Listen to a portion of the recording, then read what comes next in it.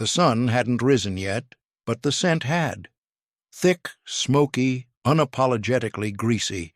It rolled across the cold morning air like a taunt, wafting from behind the mess hall where one man stood alone, silhouetted against a flickering stove. His name was Walter Dusty McGraw, a Texas cowboy turned military cook, and the bacon in his skillet wasn't on the menu. Not for prisoners, not for anyone. But Dusty didn't care. He'd smuggled the meat from a nearby farm, wrapped it in a cloth like contraband, and fired up the pan before anyone could stop him. Behind the chain-link fence, the POWs stirred. Some blinked from their bunks. Others stood still, heads cocked, breathing it in. And then something broke. One German woman, barely 22, covered her face.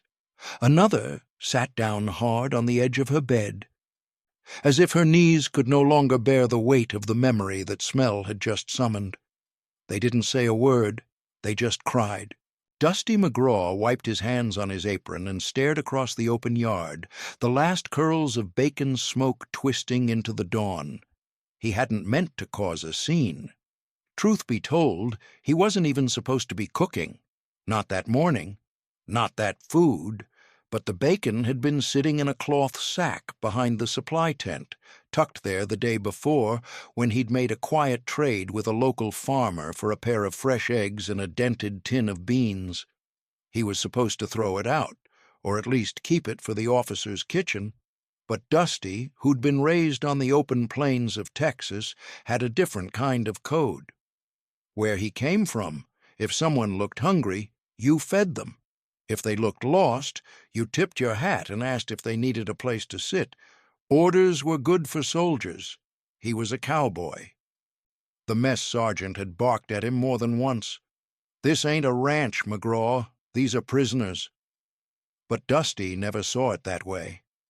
Behind the barbed wire weren't ghosts or monsters, just thin women with hollow cheeks and tired eyes who reminded him more of his sisters back in Amarillo than the enemy. And so that morning, without permission, he'd fired up the pan before Reveille, dropped the bacon into the skillet, and let it speak for itself. The sizzle had been sharp, almost defiant, but the silence it stirred from across the fence was deafening. The smell spread fast, thick, rich, unrelenting, and within minutes the women stirred from their bunks as if summoned by memory. For them, the scent of pork fat crackling in a cast-iron pan was more than a reminder of hunger. It was a ghost from another life, before uniforms, before bombings, before the world collapsed into rubble and marching orders. That smell didn't just whisper of breakfast, it screamed of home. Some stood at the windows, eyes wide, mouths trembling. One woman closed her eyes and mouthed something, a prayer, maybe, or a name.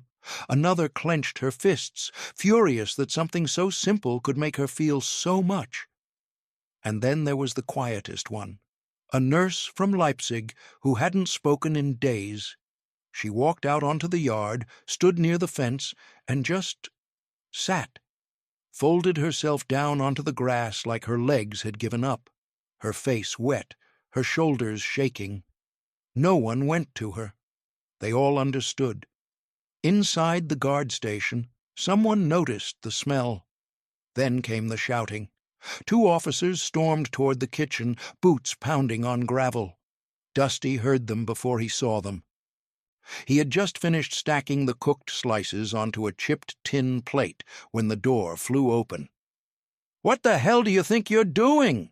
the lieutenant snapped, eyes darting between the plate and the cowboy's unbothered stance. "That bacon's not for them. You know that." Dusty didn't argue. He didn't salute. He just looked the man square in the eyes and said, "I figured it was for whoever needed it most." The officers confiscated the plate, dumped the bacon into the garbage, and shut down the stove. But the smell lingered. It clung to Dusty's shirt, to the wood of the counters, to the air itself. And outside, past the razor wire, it had already woven itself into memory. What the officers didn't understand, couldn't understand, was that the damage had already been done, not to rules or rations or protocol, but to the stories those women had been told. For years they'd believed surrender meant degradation, that Americans were beasts, that honor ended at the gate. And now, because of one man and a forbidden breakfast, that certainty had cracked. They had tasted nothing, but they had smelled something human, and that was enough. They had not always believed in humanity. In the last months of the war, it had been beaten out of them, replaced by slogans, by songs, by speeches that promised purity and delivered nothing but ash. Back then, the women of the Reich had worn belief like armor. It was how they survived the noise, the hunger, the dread that crept through the streets like smoke.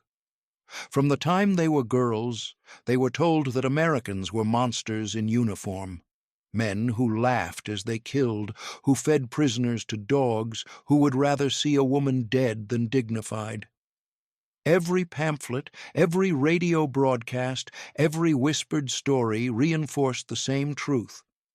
Capture was a death sentence, and when you believed that, surrender was never an option. Even the nurses and secretaries had sworn they would rather die than be taken. They had watched newsreels of imagined atrocities, heard the voices of officers trembling with righteous fury. "Americans are savages," one major had said in the courtyard of a girls' barracks, his hand trembling as he saluted. "They have no honor. If you fall into their hands, you will beg for death." It was easier to hate what you did not understand, easier still to believe that hatred would keep you safe. But when the Reich began to crumble, hatred could no longer feed them. The bombings came first, sirens wailing through the night, the ground shaking beneath them. Cities like Leipzig and Dresden vanished beneath fire. They huddled in cellars, the air thick with smoke, the walls trembling as though the sky itself was collapsing. By then, rations had shrunk to almost nothing, a crust of bread, a cup of thin soup, a handful of dried potatoes shared among 5. The officers kept promising that victory was near, that the Führer had secret weapons, that salvation was days away. But the days kept coming, and salvation never did. When the American tanks finally appeared on the horizon, it was not with the roar of monsters, but the steady growl of machines too tired to be triumphant. The soldiers who marched into their villages looked nothing like the beasts they had been warned about. Their uniforms were clean, their faces pale with exhaustion, their eyes unreadable. Some of the women still resisted, clutching rifles they barely knew how to use. Others simply froze, waiting for the cruelty they had been promised. None of them were ready for what actually came: silence, order, and an efficiency that felt more bureaucratic than vengeful. For many, the true horror began after surrender. Not the beatings they expected, but the waiting. They were herded into groups, tagged, catalogued, and told they would be transported to holding camps. Rumors spread fast that the Americans would send them to mines, to forced labor, to humiliation.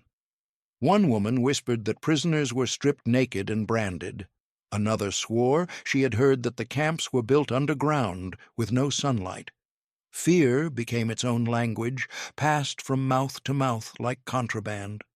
The train ride west felt endless. They sat pressed shoulder to shoulder in wooden cars, the windows nailed shut, the air stale with sweat and fear. Each jolt of the tracks sent their hearts into their throats. Some prayed under their breath, others bit their lips until they bled. Through the slats in the boards, they caught glimpses of a broken world, villages gutted by bombs, bridges hanging in pieces, fields dotted with craters where cows once grazed. Once, When the train stopped, a soldier opened the door to toss in a bucket of water. The women lunged toward it, hands shaking. One whispered a thank you in broken English, but the soldier only nodded and shut the door again. When the train began moving once more, someone started to hum, a lullaby, faint and wavering. It spread, trembling, through the car until the sound became a chorus of ghosts. For those few minutes, the fear softened. They were still prisoners, still certain that hell waited beyond the next station, but the song reminded them of something older than propaganda, something their captors could not name and their leaders had long forgotten. By the time the train finally slowed, the women were too numb to guess where they had arrived. The guards shouted orders, the doors creaked open, and sunlight poured in like an accusation. They blinked against it, their eyes stinging. Dust rose from the ground as they stepped down, one by one, into the unknown. They did not know yet that the worst of their fears would not come true, and that what awaited them instead would be far stranger. The first thing they noticed was the smell, not rot, not bleach, but something warm, flour, maybe, and something else. Eggs? They had to be dreaming. The mess hall doors were swung wide open, as if to prove there were no traps. Inside, the light was golden and strange, drifting through windows clean enough to see through. And then there were the trays. Row after row, held by soldiers in white aprons who did not bark, did not leer, did not even look particularly interested. One woman from Stuttgart flinched when her hand brushed the edge of a metal ladle, but the man behind the counter only nodded, dished up a scoop of scrambled eggs, and moved on. For women who had been taught to fear dogs, chains, and starvation, the sight of real food was more disorienting than a weapon. On the trays lay soft rolls, still warm from baking. Yellow eggs, their centers glossy with butter, a slab of bread that was not gray, not stretched with sawdust, but thick and pale and soft to the touch. One corner of the room held steaming urns of coffee, not ersatz, not the bitter barley water they had called coffee in the ruins of Germany, but something dark and rich, curling with the smell of something lost. The women didn't speak. They moved in line like shadows, waiting for the cruelty that had to come. But it didn't. Some stared at their trays as if they might explode. Others sat down quickly, hands hovering above the plates, as if waiting for someone to slap them away. A few picked up their forks and began to eat, not with greed, but with caution, like mice creeping out of a wall. The taste hit fast and hard, fat, salt, heat. It filled their mouths, their throats, their eyes. One woman coughed and covered her mouth with her hand.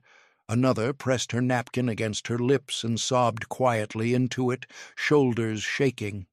Across the room, a girl who had not said a word since capture picked up a piece of bread, tore it in half, and stared at the steam rising from its center. Her fingers trembled. But not everyone ate. Some refused to touch the food at all. They stared down at their plates as though they were poisoned altars. Their stomachs roared with hunger, but the voice in their heads, the one trained in Berlin, in Leipzig, in Munich, whispered louder. To eat is to admit they are not monsters. To eat is to give in. One woman set her tray aside entirely. She tucked a biscuit into the folds of her jacket, slipped a pat of butter into the heel of her boot, wrapped a slice of bread in her handkerchief, and hid it under her mattress that night. Because trust was a luxury they had never been taught. They knew the rules of war. You survive by resisting, and even mercy might be camouflage. So they ate little, and only when no one was looking. But something else happened too. A quiet glance, a shared piece of crust. One woman, younger than the rest, smiled, just barely. when the guard behind the food counter handed her a second roll without being asked. Another passed half of her coffee to a woman who couldn't stop shaking. And though no words were spoken, something passed between them that had not existed before. The start of solidarity, not born of loyalty to a flag, but to each other. That night, the women lay in their bunks, bellies full and minds aching. They did not know what tomorrow would bring, but they knew this. They had survived hunger, and now they must survive something harder: kindness. Dusty McGraw didn't think of himself as a rebel. He never had. Back home in Texas, rebellion wasn't something you announced. It was just something you lived through. You learned to bend the rules when the rules didn't feed you. On the high plains west of Amarillo, he'd grown up in a clapboard house with no plumbing, 3 brothers, and a mother who could stretch a bag of flour across 6 days and 2 dinners. Feeding people wasn't charity. It was survival. If you had something hot and someone nearby was cold, you shared it. That was the rule Dusty lived by, even if it didn't fit neatly into the Army's field manual. He'd joined the war not out of rage or duty, but because the cattle market dried up and Uncle Sam was hiring.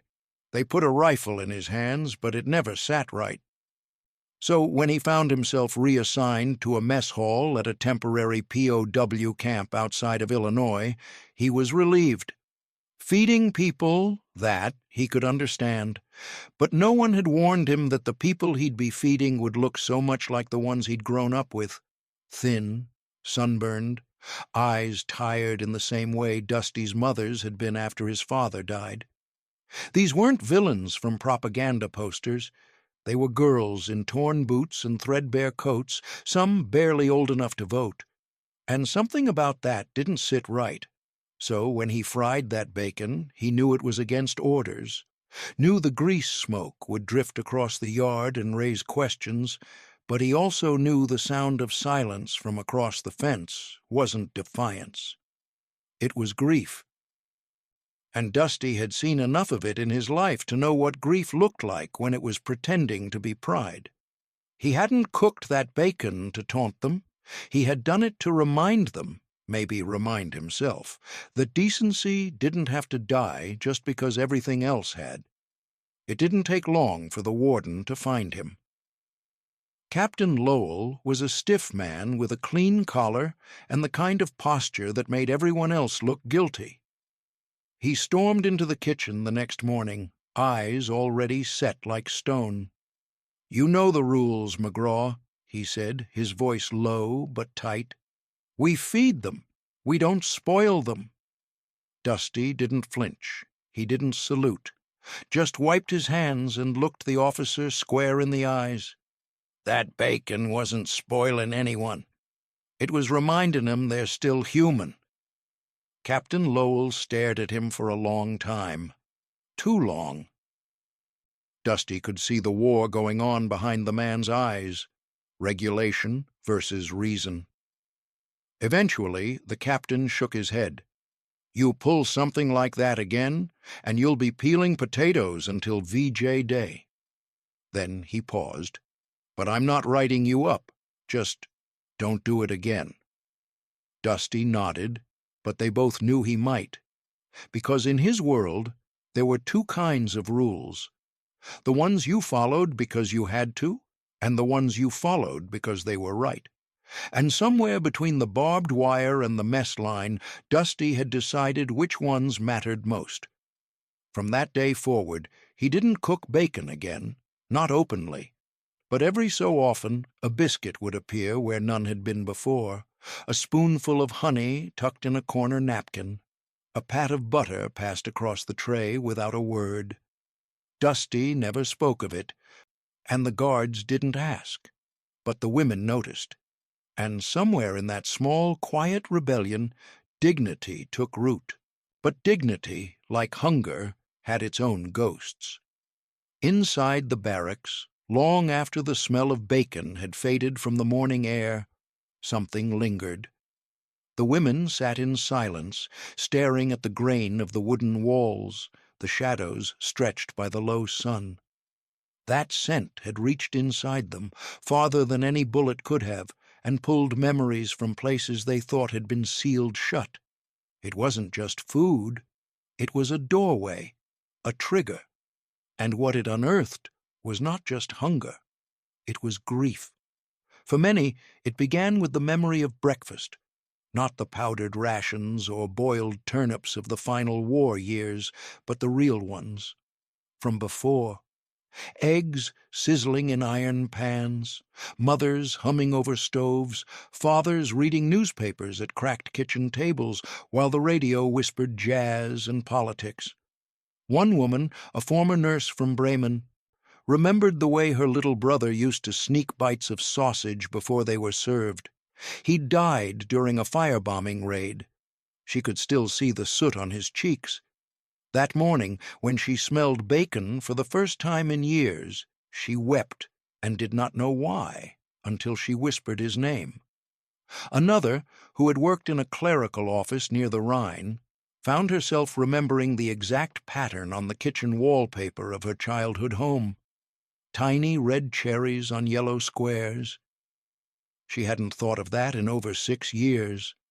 The memory hit harder than the shelling had. The women tried not to talk about it, but the change was visible. They moved slower, spoke less. Their bodies were fed, but their minds had been thrown backward into a time before the world cracked. Soon after, the guards brought them paper, pencils. A small announcement: they would be permitted to write letters home, subject to censorship. Some of the women stared at the paper as if it were a betrayal. Others took it with trembling hands, ready to confess something, anything. But the words wouldn't come. What could they write? We are fed better than we were in Berlin. We sleep on beds with blankets. The cook is a cowboy, and he makes the room smell like childhood. How could they say these things when their families might be eating weeds from bomb craters, when their children, if they still lived, might be barefoot in the snow? One woman wrote 3 lines before tearing the sheet in half. Dear Mamma, I am alive. I have eaten. I do not understand anything anymore. Another spent all day drafting a letter and never sent it. She hid it in her mattress, beside the heel of bread she couldn't bring herself to finish.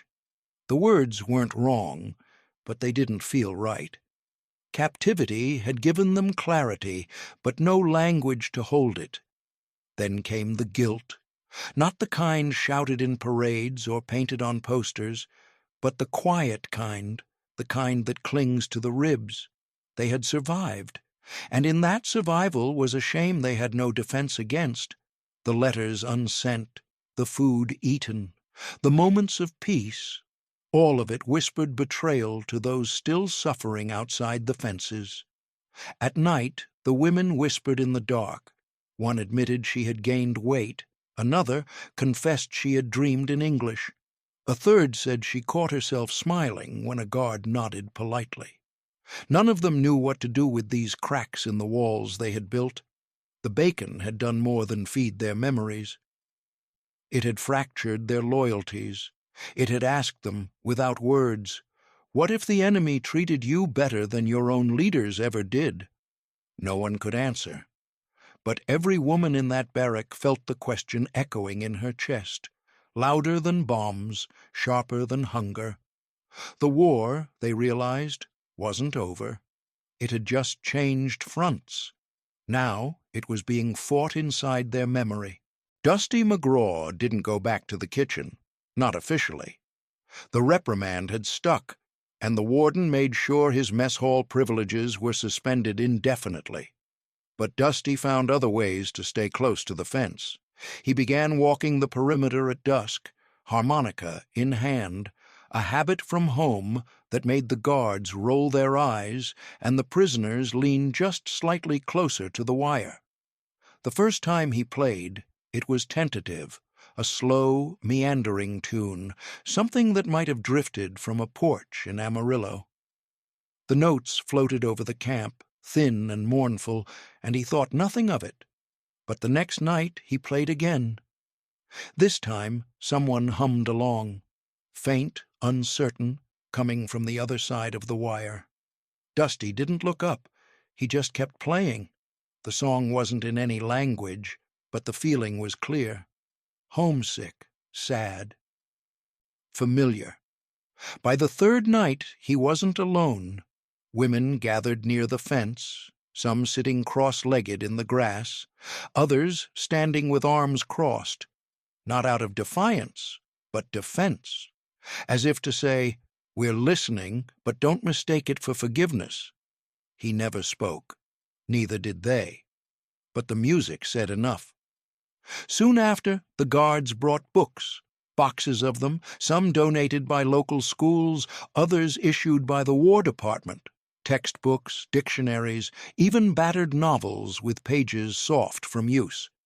The women were called in groups to a wooden hut near the edge of the yard where a chalkboard had been set up.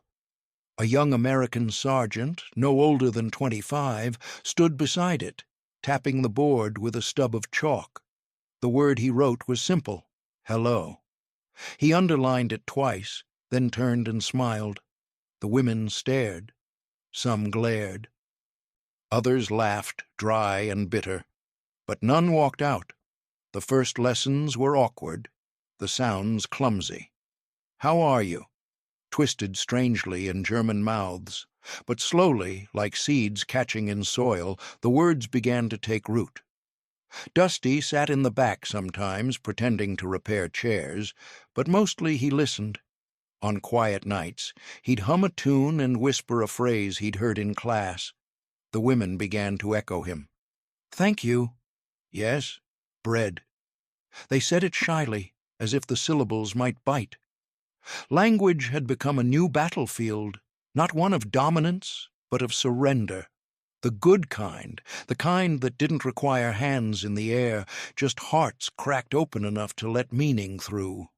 One woman, once a stenographer in Stuttgart, practiced writing her name in English on a scrap of notebook paper, as if learning to pronounce herself differently might change who she had been. Another drew the alphabet again and again, her fingers smudged with graphite. The change came slowly, subtly. The guards, who once called out numbers, 32 to work detail, 48 mess hall duty, began to use names. First names, softly spoken, carefully pronounced: Lisel, Anna, Margaret. The women flinched at first, unused to being addressed without rank or bark. But then something in their posture shifted. A chin lifted, a spine straightened. A name, after all, was a kind of home. And when one young woman sneezed during class, and Dusty, standing outside the door, offered a quiet, "Bless you," she smiled. Not much, just enough. It wasn't policy, it wasn't orders, it wasn't war. But it was something else entirely, something more dangerous than cruelty. It was the beginning of understanding, the first syllables of dignity, spoken softly, shared across languages, and carried not by propaganda, but by a cowboy's tune and a handful of words written on a chalkboard. And then, almost without warning, the trains came. Repatriation orders were posted with little ceremony. Dusty watched from the fence line as names were read aloud, some mispronounced, others barely whispered. The women packed what few belongings they were allowed to keep: a bar of soap, a tattered book, sometimes a note tucked in a sleeve, or a scrap of paper with English words scribbled in careful foreign ink. The mornings they boarded the trains were oddly quiet. No shouting, no salutes, no goodbyes. Just the sound of boots on gravel and the soft clinking of duffel bags swinging low. Dusty stood near the edge of the platform, hat in hand, as one by one they disappeared into the cars. The train doors shut with a final metallic sigh. He didn't wave. He just watched until the last car disappeared around the bend. He never saw them again.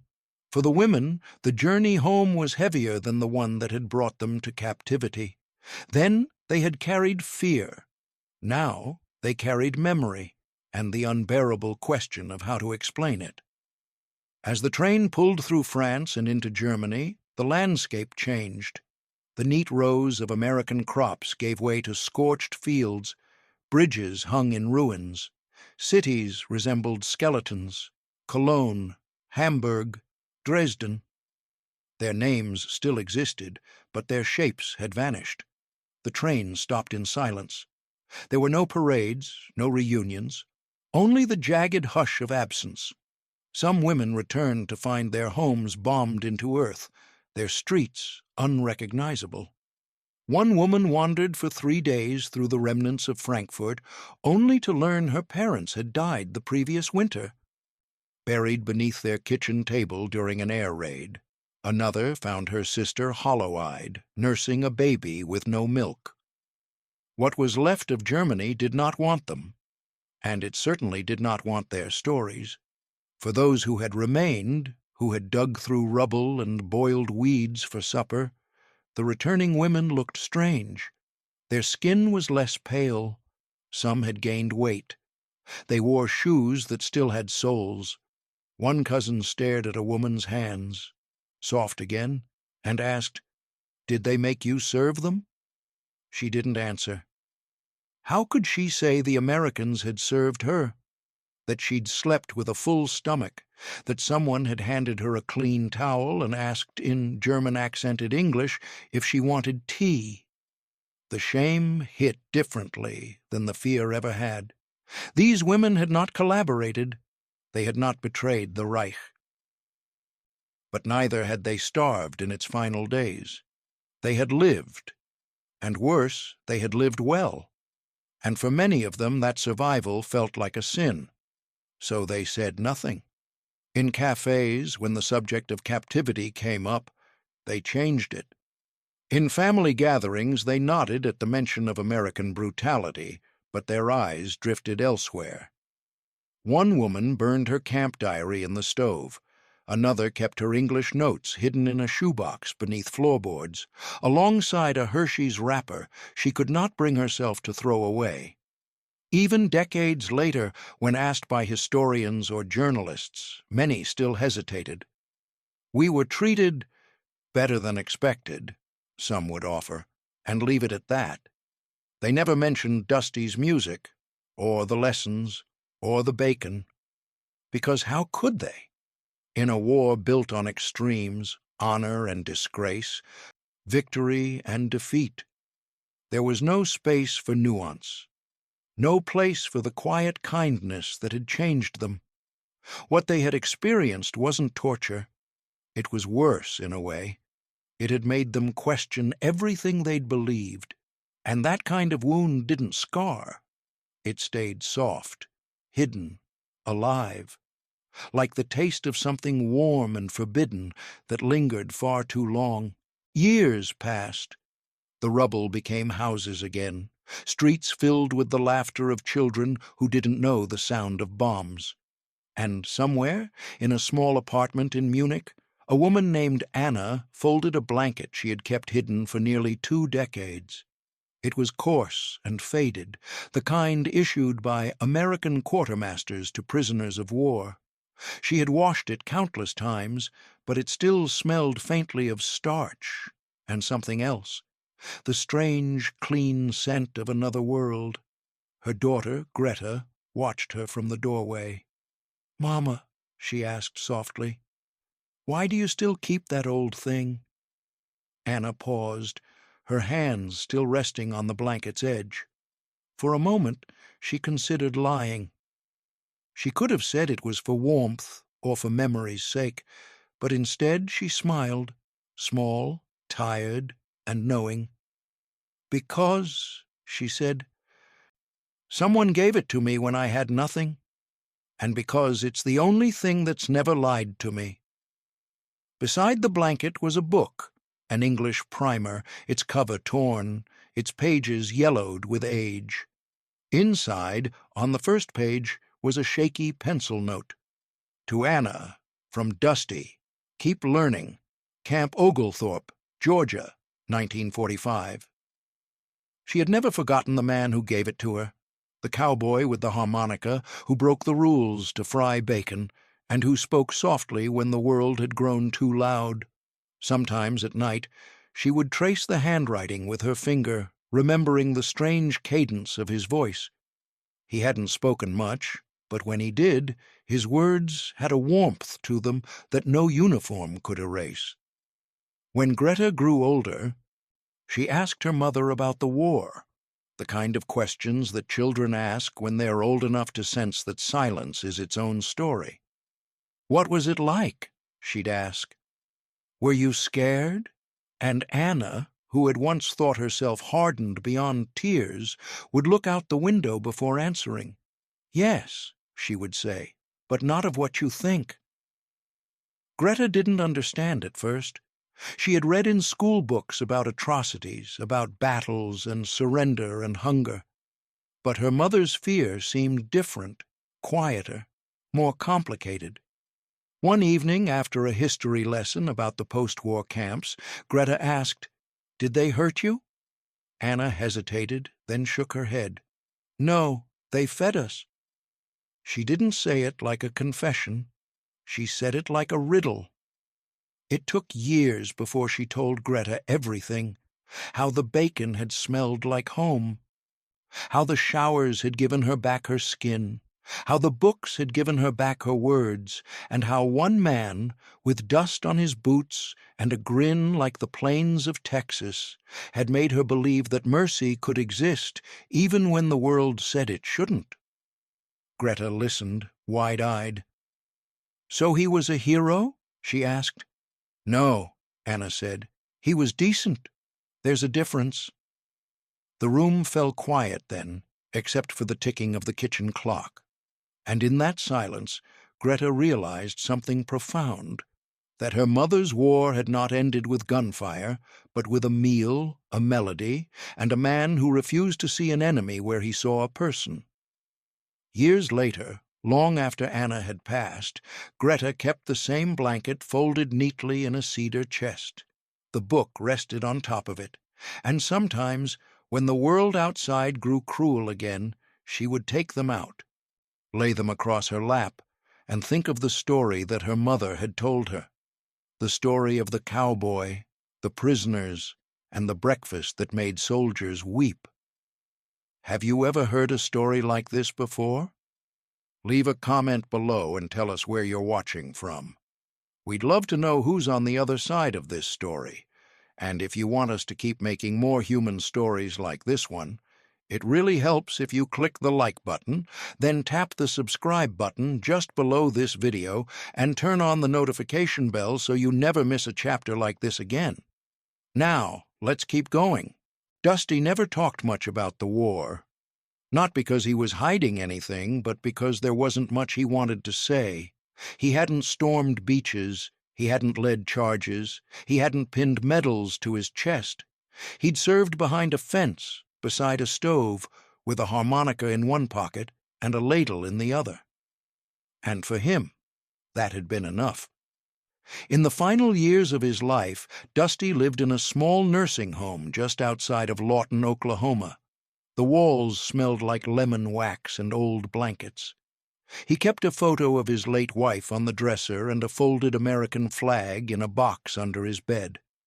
Most days he sat by the window and watched the wind pass through the fields like it had back home. Quiet, steady, familiar. No one there really knew what he had done in the war. To them he was just Mr.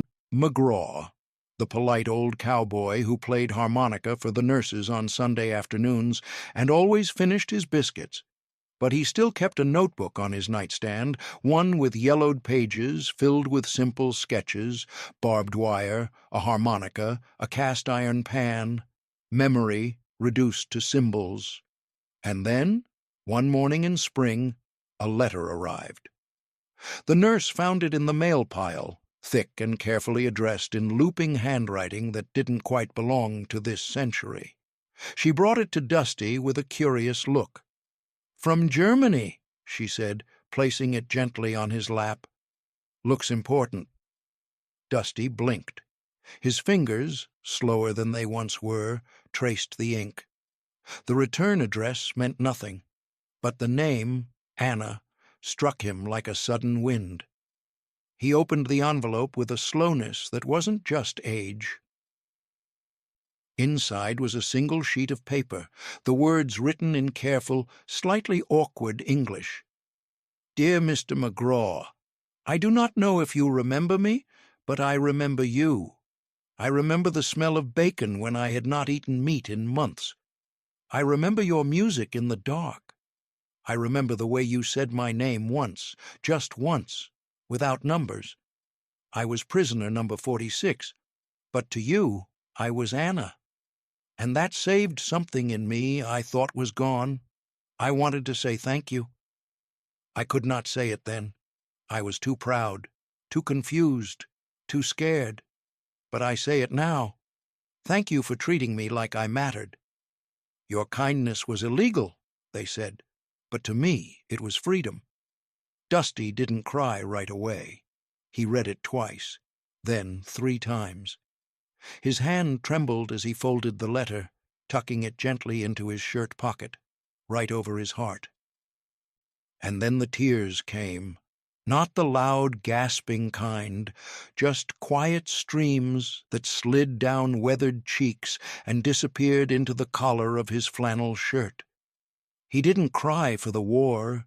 He cried for what had survived it.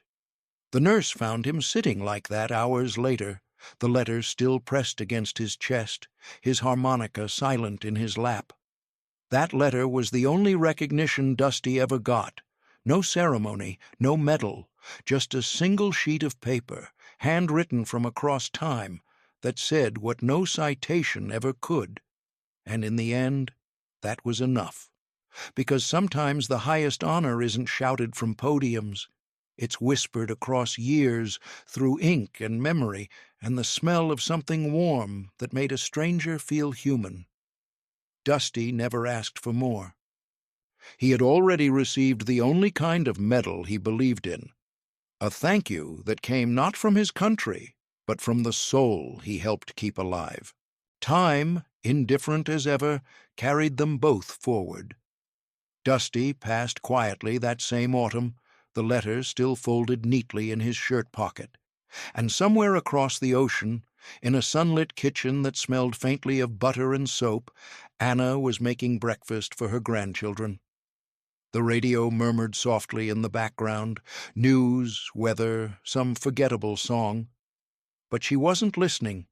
She was cracking eggs into a pan, her motions slow and practiced, when a thin ribbon of smoke rose and curled through the air. The smell, fat, warmth, the faint sting of salt, caught her mid-motion. For a moment her hand froze over the skillet. And then it hit her. The scent was the same. It was fainter now, softer, but it carried the same memory as before, that impossible morning in a foreign land. The smoke of forbidden bacon curling through barbed wire, and a man in a cowboy hat who had looked at her and seen a person, not an enemy. Once, that smell had made her cry. Now it made her still. Her granddaughter noticed. "Oma, are you all right?" Anna smiled faintly, wiped her hands on her apron, and nodded. "Yes," she said. "I'm just remembering something good." She didn't explain. She never did. Some memories, she had learned, lose their meaning when spoken aloud, but she kept them alive in gestures, in the way she always served extra food to guests, in the way she said grace even when no one else did, in the way she saved the first warm slice of bread for whoever was hungriest. The war had taken everything from her, but had left her one small truth. Kindness, once given, never disappears.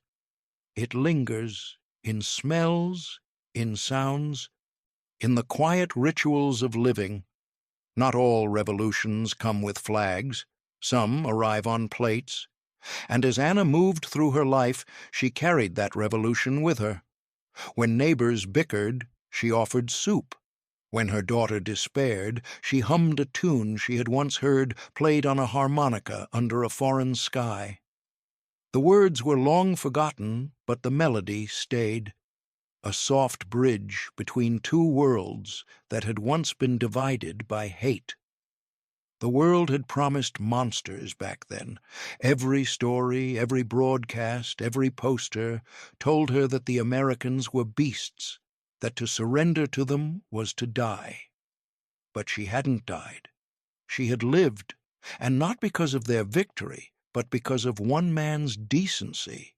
And that was what haunted her most of all, that mercy had come not from her country, nor from the cause she'd been raised to believe in, but from the so-called enemy, from a man who'd broken the rules to cook breakfast. The memory didn't fit neatly into history. There was no place for it in textbooks, no medal for compassion, no monument for a shared meal across a line of barbed wire. But that was fine. History, she realized, isn't made only in battles and treaties. It's made in moments that survive quietly, in the flicker of a stove flame, in a folded blanket, in the act of one human feeding another. Sometimes when she stood at her window in the evening, she would see smoke curling from a neighbor's chimney and think of that morning long ago. The war was long over, the world rebuilt, and yet something of it lingered, not the destruction, but the defiance of it, the stubborn insistence that kindness could exist even in the ruins. She no longer wept when she remembered. The tears had done their work.